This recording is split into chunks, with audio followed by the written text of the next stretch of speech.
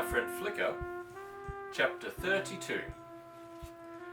Dr. Rodney Scott was 6 feet 3 and thin, and in spite of being a veteran of the World War and bald, had a face like a boy's. He bought a new, high-powered car every year, spent a third of his life on the Wyoming highways, answering county calls at 90 miles an hour. People said Dr. Scott always went on 2 wheels. Another third of his time was spent on the golf links or fishing in the trout streams that had their headquarters in the Snowy Range, and the other third in doing just whatever was the exactly right thing for a doctor to do in order to save human life and alleviate pain and distress. On this day, which happened to be a Saturday, Rob drove the Studebaker into Cheyenne, picked up the doctor's trail, and hunted him for many hours and many miles. He found him, at last, at 3 o'clock in the afternoon, standing in deep contemplation on a rock, casting a long line with a grey hackle on the end of it, 40 yards downstream to a particular dark streak of water under the shadow of a deep-set rock. It was 2 hours later when the 2 cars, Dr. Scott in one and Rob in the other, roared up the hill behind the ranch house. Ken's condition had been growing steadily worse. In spite of the hot blankets, chills shook him every few minutes until his teeth chattered. His temperature was 103 when Nell put him to bed. By noon it was 104. Much of the time he slept, or at least, thought Nell as she sat beside the bed, holding one of his thin, helpless-feeling hands in both of hers, he was in some sort of unconsciousness. She had discovered that his pajamas had never been slept in last night, never unfolded. He had gone to his room at the usual time, but apparently had not undressed. She figured out what had happened.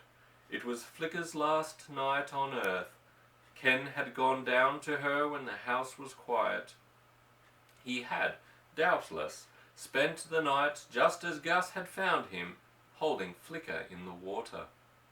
She wondered if the filly was alive or dead, and then came a deeper wonder at the way the lives of the two, boy and filly, seemed intertwined. When Ken roused from his sleep or coma, sometimes he looked at her as if he knew her, sometimes stared at her unknowing. Sometimes he seemed to be listening, turned his head and eyes towards the window, and lay motionless. Listening for her, thought Nell, to hear her nicker, or listening for a shot. The day grew darker and more gloomy. Once there was a sudden sound like the soft rolling of a corps of drums, a mere whisper. Nell went to the window and saw that it was rain. It rolled to a crescendo, then died away in a murmur, not a minute in all. The sky was massed with low clouds. Standing at the window, Nell heard the sharp, excited barking of the dogs down in the calf pasture. They had found something.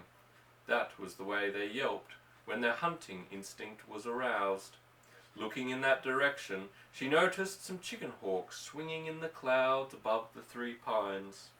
She went back to Ken, seated herself on the edge of the bed, and leaned over him, examining his face. It was one of the times when he lay motionless, strained, and listening. Was he conscious at all, or dreaming? His eyes were half open. "Kenny," she murmured in a low voice. "Ken, dear." But that was not the sound Ken was listening for, and he did not hear. Every little while, as time went on, there came again the whispering of roll of drums, and then the sigh of the rain ceasing. The cure of a patient by a doctor is supposed to begin, they say, when the doctor sets his foot in the house. When Nell heard the men's voices below and their steps on the stairs, she experienced an emotion that shook her so strongly that all her hardihood left her. and she covered her face with her hands for a moment. Then she lifted her head and went to the door to greet them. Ken was tossing and muttering. He did not know the doctor. As Dr. Scott made the examination, he was told what had happened.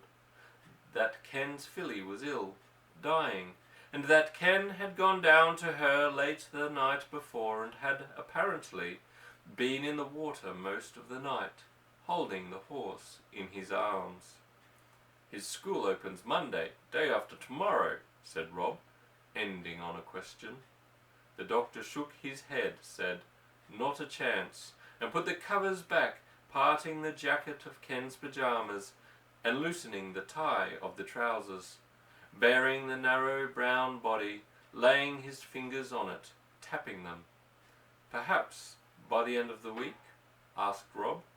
Not likely, said Scott cheerfully. Sometimes children surprise you, blow up something like this and then get right over it. But his fever is 104. He's got something. I don't know what yet. An infection? Asked Nell. Of course, you don't run up a fever like this without an infection somewhere. Could he have got it from the filly? He's been with her constantly. The doctor shrugged his shoulders as he drew the covers up over Ken. That is a statement I wouldn't dare to make. It's possible. Human beings do catch things from animals, anthrax, for instance, which can be caught from sheep, but there's lots of influenza around, more in the country than in town, strange to say. Now I've got to get a look at his throat. Maybe he'll help us. Mrs. McLaughlin, you talk to him. They usually hear their mother's voice even when they're way off. Rob lifted the boy to the right position, and Nell, in the calm and matter-of-fact voice of mothers, which never failed to fill Dr. Scott with humility and respect, talked to Ken, and drew him back, step by step, from that far place where he was wandering, to the little familiar room, and the walnut bed that was like home to him. He became almost lucid. He opened his mouth and let the doctor look at his throat. Nothing wrong there, said Scott, and put the child back on his pillows again. Ken's head turned sideways, and again Nell thought he was listening. The doctor sat holding Ken's wrist tight clasped in his big strong hand, and looked at the face on the pillow. For a few minutes there was silence. The room was getting quite dark. Suddenly it was brightly lit by a shimmering of sheet lightning, and the doctor glanced at the window and said, "Gonna have some weather." In the darkness that followed, the lightning came a rush and a roar of wind that sucked through the gorge, bent every tree on the hill, and slammed the kitchen door. Nell lit the kerosene lamp, and the doctor stood up and looked down at Ken. The boy's eyes were closed now, and he lay motionless, drawing rapid breaths through dry, parted lips. "He's a very sick boy," said Scott. "What is this? I saw Ken early last spring. What happened to him this summer? I wouldn't know him for the same boy. It's not only this cold and fever." Nell and Rob looked at each other. It was not an easy question. There was so much to tell. They went downstairs with the doctor, and Rob said, "It's this horse that he's been breaking his heart about." The doctor was puzzled. "Has he been sick before this?" "Not sick exactly," said Nell, "but on an awful strain, because she's been sick." Scott could see that Nell was anxious to get back to Ken. He put on his things. "I won't keep you, Mother." He called all women Mother. "You want to get back to him. Rob, he's got to have some medicine right away." "I'll follow you into town," said Rob, "and bring it back." He reached for Nell, took her in his arms, and hugged and kissed her. "Now don't worry so, darling. The kid'll be all right." "Of course," said Nell. "I'll go back to him." The doctor gave her some final instructions for Ken's care and went out with Rob. It's the end of chapter 32.